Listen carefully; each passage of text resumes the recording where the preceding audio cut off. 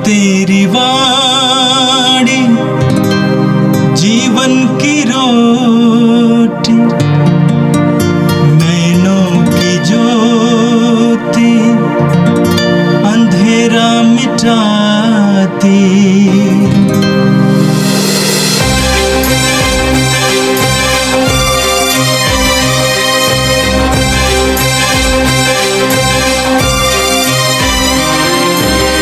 प्रभु तेरी वाणी जीवन की रोटी, नैनों की ज्योति अंधेरा मिटाती। प्रभु तेरी वाणी जीवन की रोटी, नैनों की ज्योति अंधेरा मिटाती। वाणी वाणी वाणी वाणी वाणी पवित्र है, शाश्वत है, जीवन का मन्ना है। 17 दिसंबर शुक्रवार। पहला पाठ उत्पत्ति ग्रंथ अध्याय 49, वचन संख्याएं 1 से 2 और 8 से 10 तक। तब यूदा ने अपने पुत्रों को बुलाकर कहा, एकत्रित हो जाओ, मैं तुम लोगों को बताऊंगा कि भविष्य में तुम पर क्या बीतेगी। याकूब के पुत्रों, एकत्र हो जाओ और सुनो। यूदा, तुम्हारी भाई तुम्हारी प्रशंसा करेंगे। यूदा, तुम्हारे भाई तुम्हारी प्रशंसा करेंगे। तुम्हारा हाथ शत्रुओं की गर्दन दबोच देगा और तुम्हारे पिता के पुत्र तुम्हें दंडवत करेंगे। यूदा युवा सिंह की सदृश्य है। पुत्र, तुम शिकार कर लौटते हो, वह पशुराज सिंह की तरह, सिंहनी की तरह झुककर बैठा है। उसे उत्तेजित करने का साहस कौन करेगा? राज्याधिकार यूदा के पास से तब तक नहीं जाएगा, दंडगिया उसे वंश के पास तब तक रखेगा जब तक उस पर अधिकार रखने वाला न आए। सभी राष्ट्र उसकी अधीनता स्वीकार करेंगे। यह प्रभु की वाणी है। संत मत्ती के अनुसार पवित्र सुसमाचार अध्याय 1 वाक्य 1 से 17 तक। इब्राहिम की संतान दाऊद के पुत्र यीशु मसीह की वंशावली। इब्राहिम से इसहाक उत्पन्न हुआ, इसहाक से याकूब, याकूब से यूदस और उसके भाई, यूदस और थामर से फारेस और जारा उत्पन्न हुए। फारेस से एस्रोम, एस्रोम से आराम, आराम से अबीनदाब, अबीनदाब से नासोन, नासोन से सलमोन, सलमोन और रखाब से बोआज, बोआज और रूत से ओबेद, ओबेद से यस्से, यस्से से राजा दाऊद उत्पन्न हुआ। दाऊद और उरियस की विधवा से सुलेमान उत्पन्न हुआ। सुलेमान से रोबोआम, रोबोआम से अबिया, अबिया से आसाफ, आसाफ से योसफात, योसफात से योराम, योराम से ओजियस, ओजियस से युअथाम, युअथाम से अखाज, अखाज से एजिकियस, एजिकियस से मनसेस, मनसेस से आमोस, आमोस से योसियस और बाबुल निर्वासन के समय ओसियस से योखानियस और उसके भाई उत्पन्न हुए। बाबुल निर्वासन के बाद योखानियस से सलाथियल उत्पन्न हुआ। सलाथियल से जोरोबबल, जोरोबबल से अबीयूद, अबीयूद से एलियाकिम, एलियाकिम से आजोर, आजोर से सादोक, सादोक से आखिम, आखिम से एलियूद, एलियूद से एलियाजर, एलियाजर से मथान, मथान से याकूब, याकूब से मरियम का पति यूसुफ और मरियम से यीशु उत्पन्न हुए जो मसीह कहलाते हैं। इस प्रकार इब्राहिम से दाऊद तक कुल 14 पीढ़ियाँ, दाऊद से बाबुल निर्वासन तक 14 पीढ़ियाँ और बाबुल निर्वासन से मसीह तक 14 पीढ़ियां।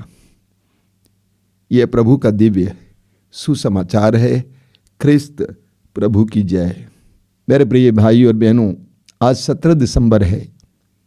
आज से हम इस आगमन काल के अंतिम सप्ताह में प्रवेश कर रहे हैं और ये हम सब के लिए बहुत ही महत्वपूर्ण समय है। हम प्रभु के आगमन के लिए, इस महान पर्व के लिए और गहराई से अपने आप को तैयार करें। आज के पहले पाठ को समझने के लिए हमें इस्राएली जनता के प्रारंभिक इतिहास पर थोड़ा मनन चिंतन करने की आवश्यकता है। आप जानते हैं कि ईश्वर ने इब्राहिम को बुलाया, एक ऐसे देश की ओर बुलाया जिसको उसने देखा नहीं था, और इब्राहिम अपने देश और कुटुंब को छोड़कर उस नए देश की ओर चले आते हैं और अंत में कनान देश में बसने लगते हैं। इब्राहिम के 2 संतान हुई, एक अपनी दासी हागार से इस्माइल और दूसरा उनकी अपनी पत्नी साराई से इसहाक उत्पन्न हुआ। इसहाक के 2 संतान एसाव और याकूब, और याकूब के 12 पुत्र थे। उनमें से एक यूसुफ को उनके भाइयों ने बेच डाला और यूसुफ मिस्र देश पहुंच जाता है। वहां जाने के बाद में हम पढ़ते हैं कि वह मिस्र देश का गवर्नर बन जाता है और वहां पर उनके भाई अनाज खरीदने पहुंच जाते हैं और यूसुफ अंत में उनको प्रकट करते हैं कि मैं आपका भाई हूं। और यूसुफ के आग्रह के अनुसार वे अपने पिता और सारे कुटुंब को लेकर मिस्र देश पहुंच जाते हैं। उस समय से वे मिस्र देश में रहने लगते हैं।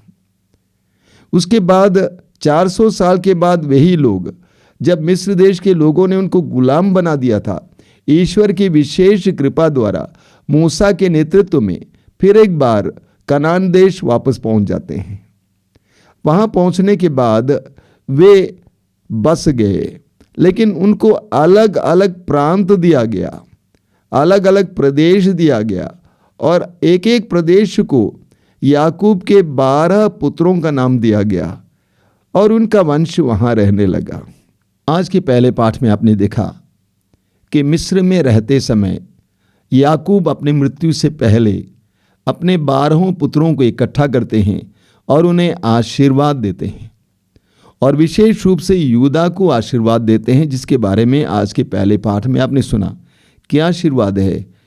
याकूब ने अपने पुत्र यूदा से कहा, हे यूदा, तुम्हारे भाई तुम्हारी प्रशंसा करेंगे, तुम्हारा हाथ शत्रुओं की गर्दन दबोच लेगा और तुम्हारे पिता के पुत्र तुम्हें दंडवत करेंगे। आगे लिखा हुआ है, राजाधिकार यूदा के पास से तब तक नहीं जाएगा, राजदंड उसके वंश के पास तब तक रहेगा जब तक उस पर अधिकार रखने वाला न आए। सभी राष्ट्र उसकी अधीनता स्वीकार करेंगे। वास्तव में ये भविष्यवाणी कई वर्षों के बाद पूर्ण हुई। यरूशलेम, जहां पर इस्राएली यहूदियों का केंद्र था, वह यूदा में था। प्रभु यीशु का जन्म स्थान बेतलहम यूदा में था।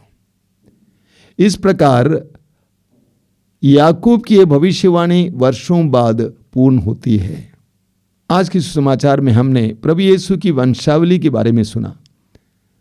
सिर्फ नाम ही नाम दिए गए और अंत में मैंने कहा यह प्रभु का दिव्य सुसमाचार है, और यह भी कहा गया ख्रिस्त प्रभु की जय।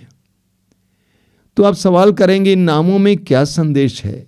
हम मनन चिंतन करने का प्रयास करेंगे। पहली बात, संत मत्ती हमारे सामने एक सत्य रखना चाहते हैं। वो सत्य क्या है? कि प्रभु यीशु मानव इतिहास का हिस्सा बनकर आए। प्रभु यीशु मानव इतिहास का हिस्सा बनकर आए, मनुष्य बनकर आए, न केवल मनुष्य के रूप में दिखाई दिए बल्कि मनुष्य बनकर आए और एक नारी से उत्पन्न हुए, जैसे आप और हम उत्पन्न होते हैं। दूसरी बात, संत मत्ती यहूदी पाठकों के लिए लिख रहे थे, इसीलिए यहूदियों को समझाने के लिए यह लिखा गया कि प्रभु यीशु यहूदी परंपरा, यहूदी इतिहास का हिस्सा बनकर आए हैं। यहूदी परंपरा का हिस्सा बनकर, यहूदी इतिहास का हिस्सा बनकर आए हैं। इतना ही नहीं, मत्ती के सुसमाचार में आप देखेंगे कि प्रभु यीशु को मसीहा के रूप में मत्ती प्रकट करते हैं और यहूदियों को समझाने के लिए कि यहूदी धर्म ग्रंथ में जो भविष्यवाणी हुई वे सारी भविष्यवाणियां यीशु में पूर्ण होती हैं। इसके अलावा आज के सुसमाचार में आपने देखा, सुसमाचार के प्रारंभ में आपने देखा इब्राहिम की संतान, दाऊद के पुत्र यीशु मसीह की वंशावली। प्रभु यीशु को इब्राहिम की संतान कहा गया है। इब्राहिम यहूदियों इस्राएलियों का पिता हैं, विश्वासियों की पिता हैं। ईश्वर ने इब्राहिम को बुलाया और इब्राहिम से वायदा किया, प्रतिज्ञा की। हम पढ़ेंगे उत्पत्ति ग्रंथ के अध्याय 12 उसके वाक्य 4 में, तुम्हारे द्वारा, तुम्हारे कारण पृथ्वी के सभी वंश आशीर्वाद प्राप्त करेंगे। तो प्रभु यीशु को इब्राहिम की संतान बताया गया है। इब्राहिम की संतान जिसने इब्राहिम के द्वारा जो ईश्वर की प्रतिज्ञा पूर्ण होती है, आशीर्वाद प्राप्त किए हैं। दूसरा आपने सुना, बताया गया है कि प्रभु यीशु को दाऊद के पुत्र के रूप में, दाऊद का पुत्र, राजा दाऊद इस्राएल का सबसे बड़े यशस्वी राजा थे जो 40 साल तक राज किए। और प्रभु यीशु वास्तव में दाऊद के घराने के थे, दाऊद के वंश के थे।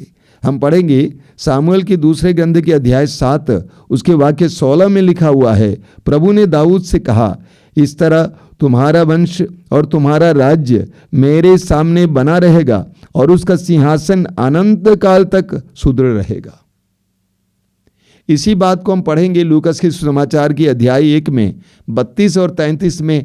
मां मरियम से स्वर्गदूत गाब्रियल कहते हैं यीशु के बारे में, वह दाऊद के सिंहासन पर राज्य करेगा और उसके राज्य का कभी अंत नहीं होगा। तो प्रभु यीशु को राजा दाऊद का पुत्र कहा गया है।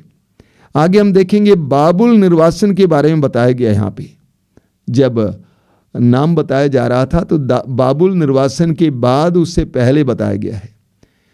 इस्राएली लोग बाबुल में निर्वासित थे, गुलाम बनकर रह रहे थे और उस समय एक मसीहा की प्यास थी उन सब में, एक ऐसे मसीहा की प्यास जो इस्राएलियों को, यहूदियों के इकट्ठा करेंगे और ईश्वर के आज्ञाओं के अनुसार जीने के लिए उनको आज़ादी दिलाएंगे। प्रभु यीशु को वो मसीहा बताया गया है। आगे सुसमाचार में आपने सुना वचन में क्या लिखा हुआ है। वचन में लिखा हुआ है, याकूब से मरियम का पति यूसुफ और मरियम से यीशु उत्पन्न हुए जो मसीह कहलाते हैं। यूसुफ को यीशु का पिता नहीं कहा गया है, बल्कि यूसुफ को मरियम का पति कहा गया है। ये बहुत गहरी बात है। संत यूसुफ मरियम के पति थे, यीशु के पिता नहीं थे। यीशु के पिता तो स्वर्गिक पिता हैं, क्योंकि प्रभु यीशु का जन्म पवित्र आत्मा के द्वारा हुआ। इसीलिए जानबूझकर संत मत्ती लिखते हैं, मत्तान से याकूब, याकूब से मरियम का पति यूसुफ और मरियम से यीशु उत्पन्न हुए जो मसीह कहलाते हैं। तो यूसुफ को मरियम का पति कहा गया है। आगे हम पढ़ते हैं, और मरियम से यीशु उत्पन्न हुए जो मसीह कहलाते हैं। मरियम से यीशु उत्पन्न हुए। यीशु नाम का अर्थ है ईश्वर बचाता है। प्रभु यीशु के द्वारा ईश्वर मनुष्य जाति को बचाता है, इसलिए यीशु नाम दिया गया। मरियम से कहा गया, स्वर्गदूत ने कहा उसका नाम यीशु रखेंगे। यूसुफ से कहा गया मत्ती अध्याय 1 वाक्य 21 में, उसका नाम आप यीशु रखेंगे कि वो अपने लोगों को अपने पापों से बचाएगा।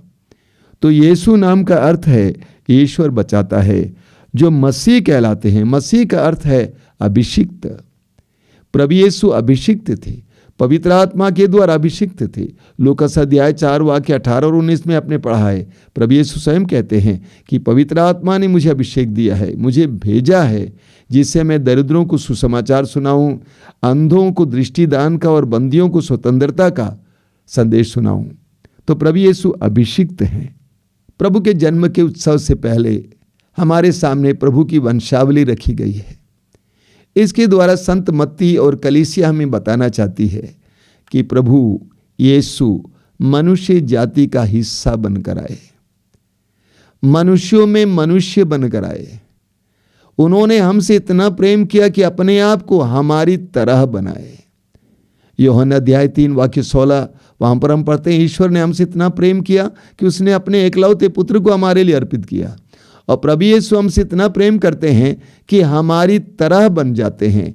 फिलिप्पी अध्याय 2 वाक्य 6 से 8 तक हम पढ़ते हैं कि वह ईश्वर थे, ईश्वर की बराबरी कर सकते थे, लेकिन उन्होंने अपने आप को दास के रूप में प्रस्तुत किया।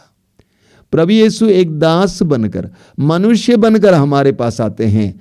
ये हमारे लिए सुसमाचार है कि ईश्वर मनुष्य बनकर हमारे पास आते हैं, हमारी परिस्थितियों में उतर आते हैं, हमारी तरह बनते हैं, ताकि हमारी दुर्बलताओं को अपने ऊपर लेते हुए हमें स्वतंत्र करें। यही सुसमाचार है, यही हमारे लिए शुभ संदेश है। आज के इस वचन के लिए हम प्रभु को धन्यवाद देंगे। इस वंशावली के द्वारा जो संदेश प्रभु हमें दे रहे हैं, इसके लिए धन्यवाद देंगे। आइए हम प्रार्थना करेंगे। अपनी आंखें बंद कीजिए। प्रभु यीशु, धन्यवाद देते हैं आज के सुंदर दिन के लिए। तेरे पवित्र वचनों के लिए धन्यवाद, और इन वचनों के द्वारा तू हमें जो समझाता है इसके लिए धन्यवाद। प्रभु तेरी महिमा, तेरी आराधना हो। तेरे आगमन के लिए अपने आप को तैयार करने के लिए हमें कृपा दीजिए। इस अंतिम सप्ताह में प्रार्थना द्वारा, वचन के पाठ द्वारा, संस्कारों के ग्रहण के द्वारा और परोपकार के द्वारा अपने आप को तैयार करने के लिए कृपा देना। हे प्रभु यीशु, इन वचनों को सुनने वाले मेरे भाई बहनों को आशीर्वाद देना। आज का संपूर्ण दिन उनके लिए आशीष का दिन हो। प्रभु तेरी वाणी जीवन की रोटी, नैनों की ज्योति अंधेरा मिटाती। वाणी वाणी वाणी वाणी वाणी पवित्र है, शाश्वत है, जीवन का मन्ना है।